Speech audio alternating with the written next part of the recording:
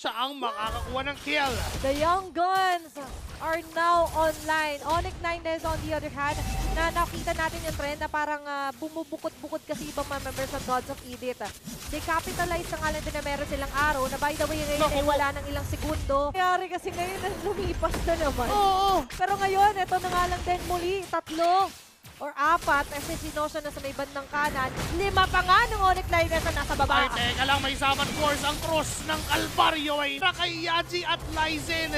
Pero ang nangyayari na dali siya. Tapos yung Onyx 9 lives ay dediretso pa yung taas. Kasama yung Lord. Ang sakit ng dami ni Nosha. Meron pang fist break na ibabatot. Napadiran si Halloween. Pinapauwi nila mismo sa base. Kumatok yung Lord. Pumutos.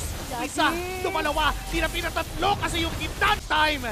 Kasi handa sila ngayon. 5 laban sa 5. Papasok si Halloween sa gitna at magtatatalon pa. Pero nanakap sila ng Lord. Kaso si Kane pa rin ang makakakuha ng Lord. Ngayon, isa-isahin sasayawan ni Nosha lahat. 4 laban sa 4 at naghahabol na, pero si Kane ay lumilikod. Nag-aabang ng target, pero di naman ng pana, kakainin ng lupa, pero may immortality pa. Kaso si Yaji ay tumumba na rin sa canvas. Ngayon 3v4 na magiging labanan. Si Nosha may ulti na naman. Kaso si Lyzen sa likuran, sumubok na bigyan. Kaso nga lang makakadash si Lord ang Onyx 9 lives. Andyan na yung pressure, pero syempre, huwag ka mag-panic. Don't panic! It's Onyx time! Dire-diretso sila. Apat dito sa circle pep. Teka lang ha. Nandyan na yung Glorious Pathway nila. Tag si Lyzen na dumadas na rin. Pero kay Waffle, pumupunta yung turtle na yon at mukhang hahabol ang Onyx 9 lives. Hindi tumamay sa destruction at may 2 blades na gagamitin. Aatras pa talaga o aabante? Susugod ba o tatakbo palayo? Yung sa amin. Kaso kahit na sabihin natin keys to victory ng GOE, yung go lang ng go, kailangan sa pag-go nila mayroong maging sagot! Ayan na nga yung go, go, go! Itutodo na ng GOE. Pero yung mga paunti-unting mga tumatama pa na ano ko si Waffle. Payong namin yan.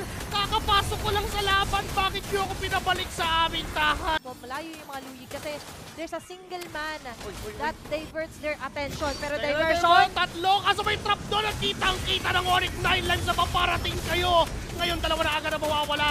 Sila sa likuran pa. Si Kaitsuru, tamang pre-hit lang at medyo masakit na pero double kill na. Para mismo dito kay Nosha. At itutuloy ba? Kasi yung Lord ay nakaabang pa pero si Kain, di ba ang plano? Triple! What again?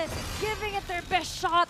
Aabante, si Lyzen na lang matitira para dumepensa. Kaya niya pa ba to? Kakayanin ba niya to? Kaso nga nakasakit ng time mo sa ni Kane. At may mga minions sa gitna. 5 segundo, 2 para kay Waffle pero kakayanin ba niyang dumepensa? May flicker pang ginamit. Tempest of Lanes ay nandyan.